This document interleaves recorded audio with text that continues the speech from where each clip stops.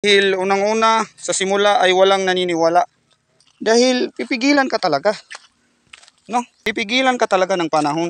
Pipigilan ka talaga ng pagkakataon.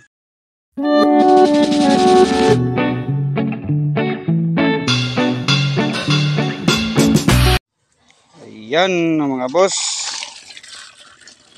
So ngayon naglaga ako ng macaroni para chicharon.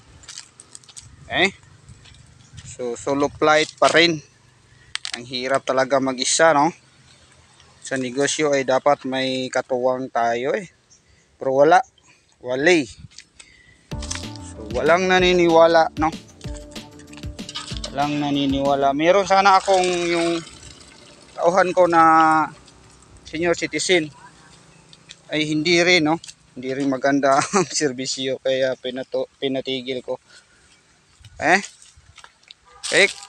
Sa nakarelate dyan, no? Mahirap mag-isa sa isang negosyo. No? Lalo ng negosyo mo kung hindi kakayanin ng isang tao. Ayan. Huwag ka nang magtangka na magnegosyo na ikaw lang kung ang negosyo mo ay hindi kaya patakbuhin ng isang tao. Lalo na ngayon kung magsimula ka na walang puhunan, maliit ang puhunan. Dahil ang mga tao ay nag-expect na minimum. Libre pakain, libre inom, libre sigarilyo. No? Kaya totoo ang sinabi nila na ang negosyo ay hindi kaya kung walang puhunan. Talagang may puhunan talaga. No? Meron namang negosyo na walang puhunan. Pero sa katagalan ay lalo na kung hindi mo yan hilig. Hindi mo yan core gift, no? Hilig So ayan, ang mangyari ay itigil ka dahil hindi mo hilig So dapat ang negosyo mo ay hilig mo, no? Kahit mag-isa ka. Okay, example tulad ng pagmamanok. May kapital din, no? Ayan. Wala talagang negosyo na walang puhunan. Ayan. So mali ang sinabi nila na negosyo na walang puhunan. So lahat na negosyo may puhunan. Huwag mong sabihin na walang puhunan. So ayan. So ngayon kahit mag-isa ay kakayanin mo, kakayanin ko. Dahil unang-una sa simula ay walang naniniwala. Talagang walang maniniwala sa iyo. Ikaw lang kasi nakakita ng potensyal, ikaw nakakita ng positibo sa iyong negosyo. Hindi sila. Dahil ang mindset nila ay trabaho agad, kumikita agad. Dahil for survival.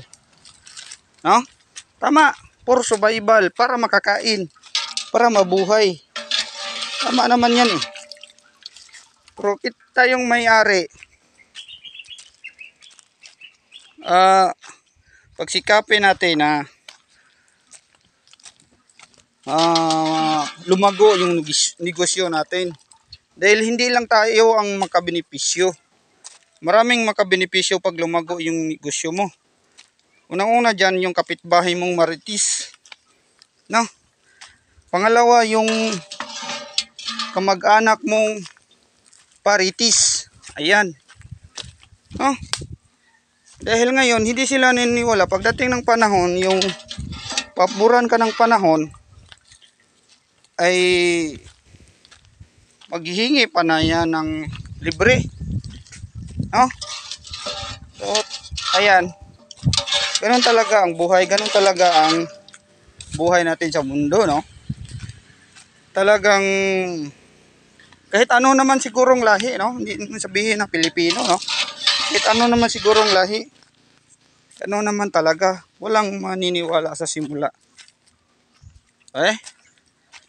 Kahit walang maniniwala, kung ikayo ang naniniwala sa inyong sarili, ay ituloy mo. Kasi kung hindi mo ituloy, huwag kang magsimula. Dahil pipigilan ka talaga. No? Pipigilan ka talaga ng panahon. Pipigilan ka talaga ng pagkakataon. No? Hindi magandang produkto, hindi masaya o masarap yung tagumpay kung walang paghihirap. No? Nung nanalo ka lang ng loto. Hindi yan masarap sa totoo lang.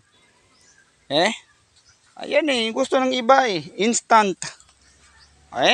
Instant. So ganito yan mga boss. So nandito naman ako ngayon sa aking routine. So segregation. So kailangan itong isi-segregate, no? Ito kunin to pag ilagay sa walang macaroni, ayan, no?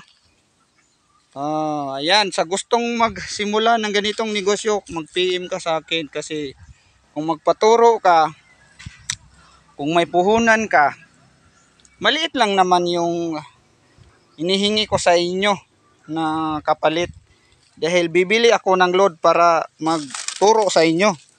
No? Paano ako magturo sa inyo kung wala akong load, no? So yung ibabayad nyo sa inyo, sa akin ay pambili ko lang yung ng load. Tulong ko na lang sa inyo kung nakaintindi kayo.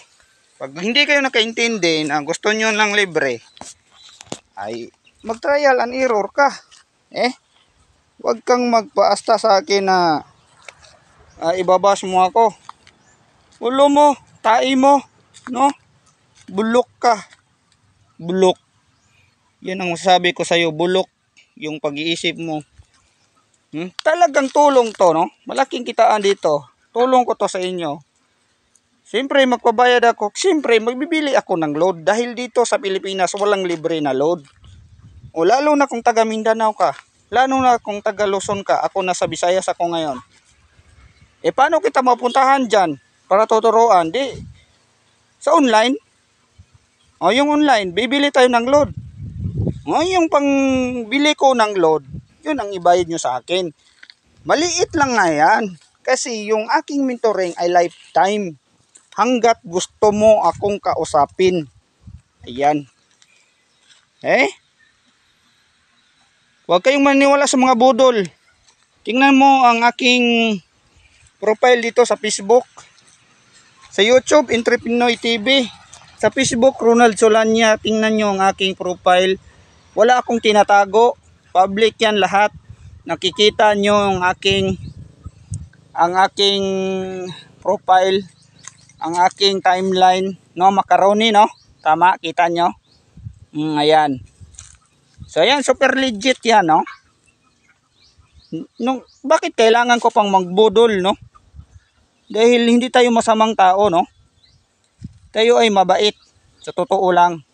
Sa tao ding mabait sa atin. Kung sa tingin mo ma-scam mo ako, hindi mo ako ma-scam. Wais pa to sa iro. No? Wais pa sa aso. Yung sasabihin ko sa inyo So mag-PM ka. Gumagalang ka, no? Huwag kang mag-asta, mag-PM ka na parang pag may-ari mo ko, no? Huwag ganun kasi ibablock kita agad. I-report pa kitang tonto ka. Didiputa ka. Taina mo mag-asta ka sa akin na parang manghingi ka na lang pero mag-asta ka pa para ka pang kung may puhunan ka dito tuturuan kita pero may bayad talaga to dahil may bili ako ng load nga para makausap ka, para turuan ka. Maliit lang dahil tulong ko to sa inyo. Ay nako. Respeto. Kung wala kayong respeto sa akin, wala din ako respeto sa inyo. Bye-bye.